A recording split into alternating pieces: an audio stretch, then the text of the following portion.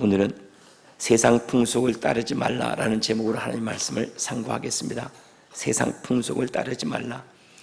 이 말씀 이전에 먼저 이야기하고 있는 것이 성적인 문제입니다.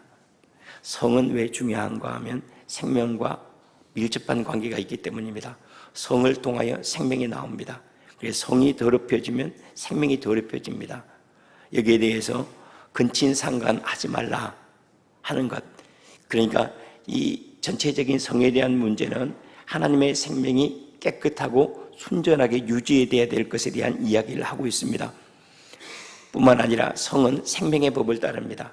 하나님께서 남자와 여자를 어떻게 만드셨고 가정을 어떻게 이루고 가셨는가 하는 것을 통해서 교회는 하나님과의 관계를 배워가야 하고 그 가운데서 그리스도를 만나야 합니다. 가정은 매우 중요합니다. 가정은 가정의 문제가 아니라 천국의 문제고, 몸도 중요한 까닭은 몸은 영의 문제이기 때문입니다. 전반적으로 이런 내용으로 살피도록 하겠습니다. 결혼은 생명의 비유라고 말씀을 하고 있습니다. 에베소 5장 32절 말씀에 보면 이 비밀이 크도다. 나는 그리스도와 교회에 대하여 말하노라 그래요. 남자와 여자에 대한 이야기를 하고 나서 이 비밀이 크다. 왜냐하면 이것이 그리스도와 교회에 대한 이야기이기 때문이다 라고 말씀을 합니다. 그러니까 남편과 아내와의 관계를 통해서 교회와 그리스도를 이야기하고 있다는 거죠. 마찬가지로 부모와 자식과의 관계를 통해서 하나님과 우리를 이야기하고 있죠. 그것은 예수님의 비유에서도 하물며 하늘에 계신 너희 아버지일까 보냐 라고 이렇게 이야기하고, 하나님을 이 땅과는 전혀 관계없는 이름으로 부르지 않습니다. 이 땅에서 사용하는 이름 아버지로 부릅니다. 다른 이름으로 부르는 게 아니에요. 이 땅에 있는 것으로 부르고 있는 것을 알 수가 있습니다. 가정예배를 귀하게 여겨야 됩니다. 가정예배를 귀하게 여겨야 되는 것은 가정에 담긴 비밀이 크기 때문에 그렇습니다. 남편은 아내에게 그리스도를 경험시켜야 하고 아내는 남편에게 성령을 경험시켜야 됩니다. 단순히 육체적인 관계가 아니라 그 가운데 담긴 비밀한 일, 이 비밀한 일까지 나아가야 되는 거죠. 부모는 자식에게 하나님을 경험시켜야 됩니다. 자식은 부모에게 자녀된 사람들이 하나님께 어떤 기쁨이 되는가, 자녀의 기쁨을 보여주어야 합니다. 그래서 이 모든 것들은 천국의 원형이라고 말할 수가 있죠. 가정예배는 바로 이 일을 실천적으로 진행하는 겁니다. 서로를 축복하고 기뻐하고 서로에게 생명이 흘러가고 서로를 존중히 여기고 그 가운데 흘러가는 것이 단순히 육체적인 것이 아니라 영적인 것이 흘러가고 흘러오는 이러한 관계가 이루어지게 하는 것, 이것이 바로 가정예배의 목적이라고 말할 수가 있겠죠. 그러면 신랑과 신부에게는 뭐가 필요한가? 에베소 5장 말씀을 보면 신랑에게는 사랑과 희생이 필요하다라고 얘기해요. 이건 예수님의 얘기이기도 하지만 또한 남편 된 사람들에게 대한 이야기이기도 합니다. 사랑과 희생이죠.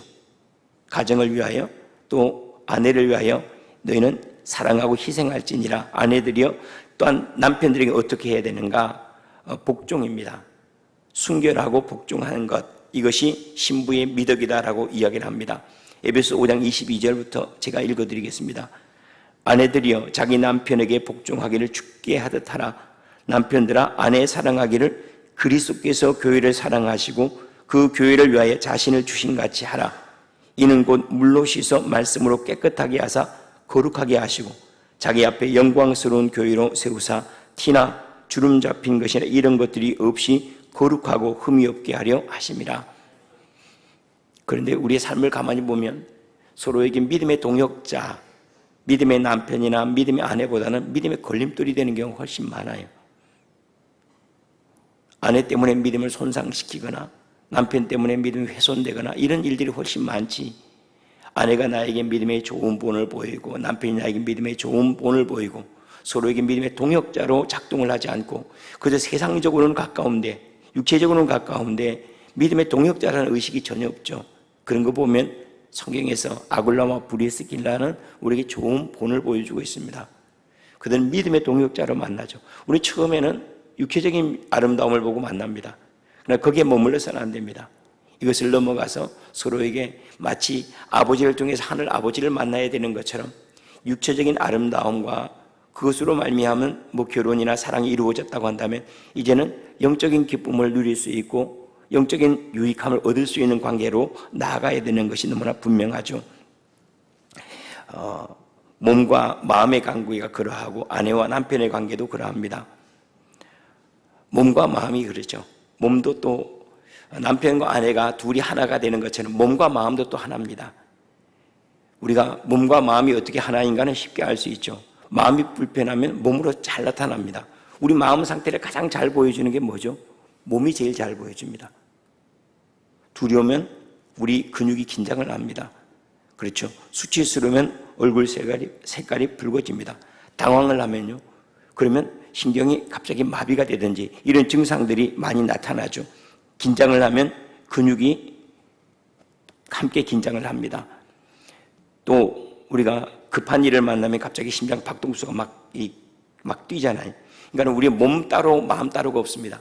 그 다음에 이제 다른 이야기들을 많이 이어가고 있는데 그게 뭔 얘기하면 너희가 더럽혀지면 땅이 더럽혀진다는 얘기를 하고 있어요. 몸이 더럽혀지면 마음이 더럽혀지고 마음이 더럽혀지면 몸이 더럽혀집니다. 그래서 마음을 잘 사용하면 몸은 건강해집니다. 마음을 잘 사용하면 이 몸이 건강해질 수밖에 없어요. 그러면 반대로 우리가 몸을 잘 읽으면 자기 마음을 잘 다스릴 수가 있습니다. 왜냐하면 몸은 내 마음을 잘 보여주는 거울과 같기 때문에 그래. 내 몸이 어떻게 이상이 있다 하는 것들은 내 마음이 뭔가 불편한 것이 있기 때문에 몸을 읽을 줄 아는 사람은 자기 마음을 읽을 줄 알아요. 뿐만 아니라 자기 마음을 다스릴 수 있는 사람은 자기 몸을 다스릴 수 있습니다. 이것을 조금 더 영적인 문제로 가져가면 이런 거죠. 그들이 죄를 범하니까 땅이 가시나무와 엉겅퀴를 냅니다. 그러니까 사람이 죄를 지은 거하고 땅이 무슨 관계인가? 내가 마음이 근심하는 거하고 몸이 무슨 관계인가 하고 말하는 거 비슷한 거예요. 세상의 모든 것들은 밀접하게 연결되어 있습니다. 제가 지난번에 가면 수도원에 가면 집사람이 그런 얘기를 했습니다. 내가 여기서 마음을 바꾸면은 저기 언덕 너머에 있는 나무에 바람이 불 수가 있다. 우리는 내가 여기서 마음 먹는 거하고 저기 언덕 너머의 나무가 잎사귀가 흔들리는 건 무슨 상관이 있겠느냐 그러잖아요. 절대 그렇지 않습니다. 모든 것들은 밀접하게 연결되어서 마치 상이 이렇게 있는 다리 하나 딱 부러뜨리면 그냥 전체가 흔들리는 것처럼 그만큼 밀접하게 내 마음과 내 삶이 연결되어 있어요. 사람의 범죄함과 땅의 엉겅퀴가 연결되어 있습니다.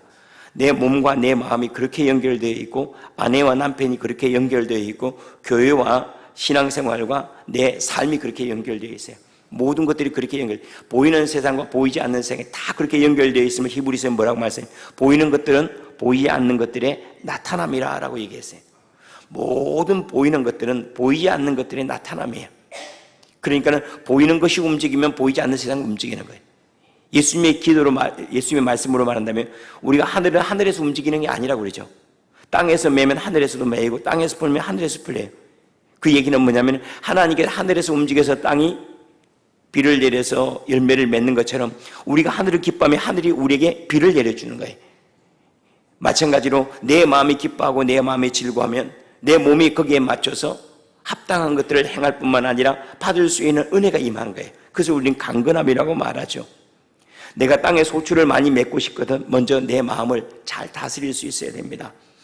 그 다음에 이제 세상 풍속에 대한 이야기를 하면서 왜 너희들이 가나안 땅에 들어와서 그들의 풍속을 쫓지 말아야 되는지 아냐? 그들이 범죄함으로 말미암아 그들을 더럽혔는데 결국 그들이 더럽혀짐으로 말미암아 그 땅에 합당하지 않은 것이 그들을 토해내버렸다는 거예요. 땅이 그들을 토해낸 거예요.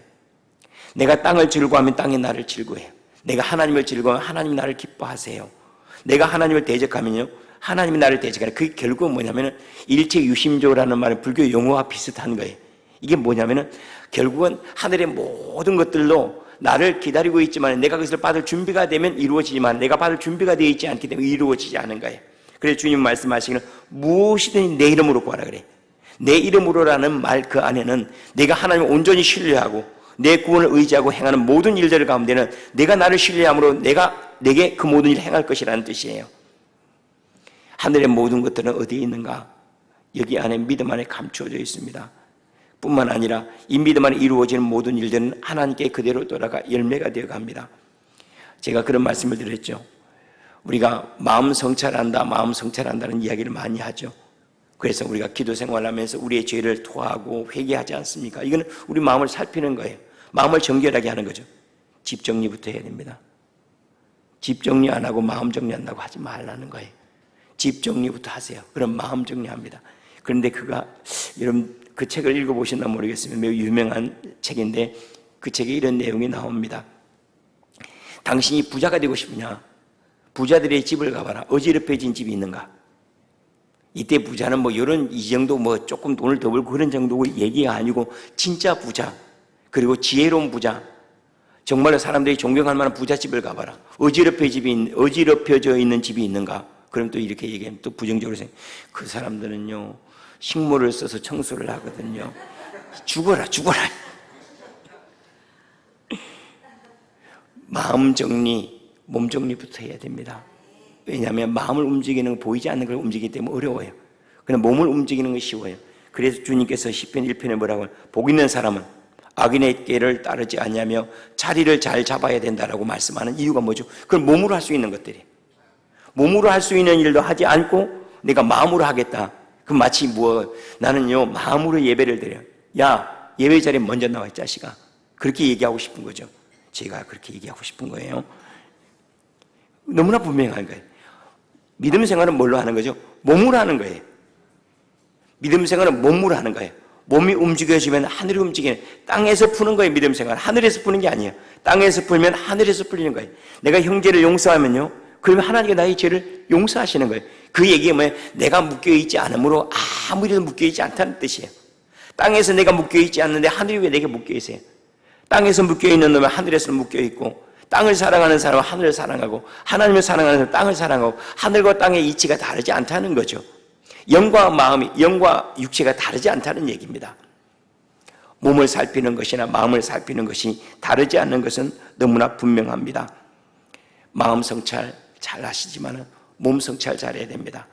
그래서 내가 있는 자리 정갈하게 하고 깨끗하게 유지하고, 그리고 내 언어 하나도 잘 단장하는 게 좋습니다. 언어 하나하나 단장하는 말을 꼭 욕 얻어먹을 자세로 말을 해서 욕을 얻어먹어요. 내 마음이 그렇지 않더라도 담아내는 기술이 그렇지 않으면 그렇지 않게 보이는 경우가 많아요. 그래서 우리에겐 때때로는 훈련이 필요한 것은, 내 속에 좋은 의도는 좋게 표현이 돼야 되는 건데, 내 속에 좋은 의도가 있더라도 좋지 않게 표현되면 그럼 결국 오해가 생겨나는 거예요. 우리는 서로가 완전하지 않기 때문에 그러합니다. 예배도 마찬가지입니다. 예배도 몸으로 드려야 됩니다. 우리 주님께서 말씀하시는 내 몸을 하나님 기뻐하시는 산제물로 드리라. 우리의 순종의 끝자락이 어디 있을까요? 순종의 시작은 어디 있죠? 마음에서부터 순종이 시작이 될 거 아닙니까? 순종의 끝자락은요, 세포 끝에 있어요. 손 끝에 있어요. 다시 말해, 내 마음이 원하는 대로 내 몸이 그대로 따라가 주면 그것이 순종의 끝자락이에요. 그런데 우리는 순종하지 못한다는 말이면 내 마음은 알아요. 그렇게 해야 된다는 거. 내 몸이 따라가지 않아요. 그걸 불순종이라는 거예요. 마음이 원하지 않는다? 그런 사람들은 불순종, 순종 논할 것조차도 안 되죠. 내가 순종을 하기를 원하는데 안 된다. 그 이유는 뭐죠? 내 마음에 아직 여기까지 도달하지 않은 거예요. 내 머리카락 하나, 세포 하나까지도 내 마음이 원하는 바를 즐거워한다면 그건 완전한 순종이라고 할 수가 있겠죠. 순종은 몸에 있습니다. 예배도 몸에 있습니다. 주님께 나아가는 것도 몸에 있습니다. 우리가 거룩한 자리에 있으므로 거룩해져요. 복된 자리에 있으므로 복된 겁니다. 기도한 자리에 없으면서 내 마음으로 기도해요? 아닙니다. 몸이 익숙해지면 마음이 익숙해. 그걸 뭐라고 하죠? 우리는 체득이라고 말해요. 체득이라는 말이 뭐죠? 내 마음이 원하는데 몸이 작동을 하고 있다는 거예요. 몸과 마음이 다르지 않다는 거예요. 그럼 체득되지 않은 건 뭐죠? 몸과 마음이 다르게 지금 움직이고 있다는 뜻 아니에요. 나는 마음에는 원이로되 육신이 약하다는 건 체득되지 않은 거예요. 나는 마음에 원하는 그대로가 내 몸에 나타나요. 내가 주님을 기뻐하면 내 목소리가 주님을 찬송하고 있어요. 내가 주님을 높이 들면 내 몸이 엎드려요. 내가 주님을 예배하는 자리에, 예배하고 싶은 내 몸이 예배하는 자리에 가 있어요. 몸과 마음이 다르지 않는 것, 그것을 가리켜서 우리는 100% 순종이라고 말할 수가 있겠죠. 자, 그 다음에 남자와 여자의 관계를 또 얘기를 합니다. 창조의 원리를 생각해 봐야 됩니다. 아담 한 사람에게 하와 한 사람을 주셨어요. 그렇죠. 아담 한 사람에게 아내 하와 한 사람을 주었습니다. 이거는 한 남편이 한 아내를 취할 것이다 라고 우리 주님이 말씀하신 건데, 왜 이 얘기가 우리에게 영적으로 중요한가? 육적인 것이야 뭐 우리가 너무나 다 잘 아니까. 영적으로 왜 중요한가 하면 교회는 우리에겐 그리스도 외에 다른 구원이 없어요. 한 신부에게 한 신랑이 있어야 하는 것처럼 교회인 그리스도에게는 다른 구원이 없어요. 그래서 사도행전 4장 12절 말씀에 우리에게 구원을 얻을 만한 다른 이름을 주신 일이 없느니라 그랬어요. 예수 그리스도 그분 외에는 우리에게 신랑이 없는 거예요. 그분 외에는 구원이 없고 그분 외에는 자랑도 없고 존귀함이 없어요. 나의 모든 것들은 누구에게 있죠? 내 신랑에게 있는 거예요. 여러분 아내의 모든 풍성함은 누구에게 있죠? 내 남편에게 있는 거예요. 남편을 통해서 풍성함을 누려야 되고 안전함을 누려야 되는 거예요. 그래서 남편들은 돈 많이 벌어야 돼요. 이 장로님 당구장에 있을 시간이 없어요 지금.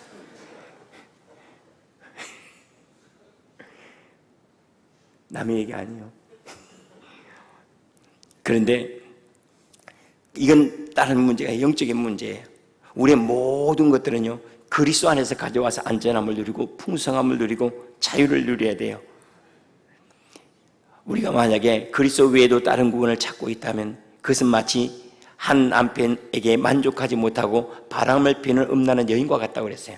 그래서 성경에는 뭐라고 얘기하죠? 영적 간음이나 간음을 함께 보고 있는 이유가 여기 있어요. 한 남편으로 만족하지 못하는 것.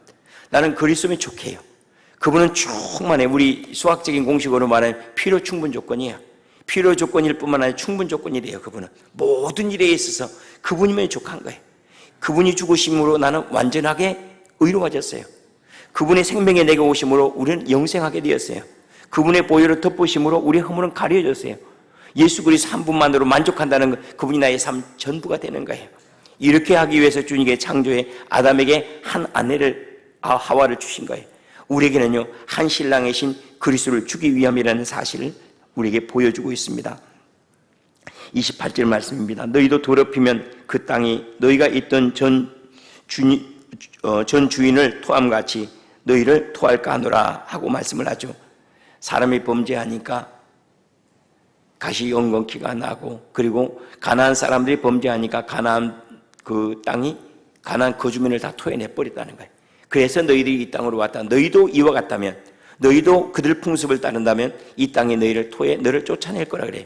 그럼 결국은 이스라엘 백성들이 역사 가운데서 바벨론으로 포로로 잡혀간다든가 애굽의 침공을 받는다 하는 그 모든 일들은 결국 뭐하고 관계되어 있죠?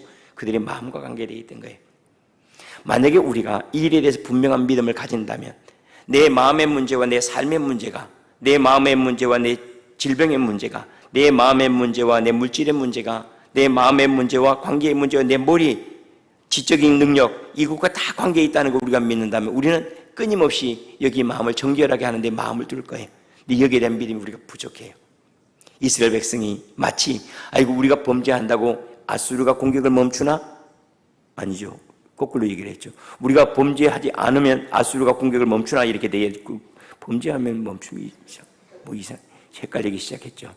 그래서 무슨 의도인지를 알겠죠. 우리의 모든 것들은 우리 믿음에 그대로 반응합니다. 이걸 다른 표현으로 말하면 우리의 모든 것들이 하나님과 공명을 하면, 공명한다는 말은 파장이 같아지는 거예요.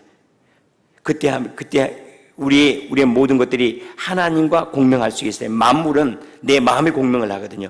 내가 하나님의 뜻에 공명을 하면 만물은 내게 공명을 하게 되어 있어요.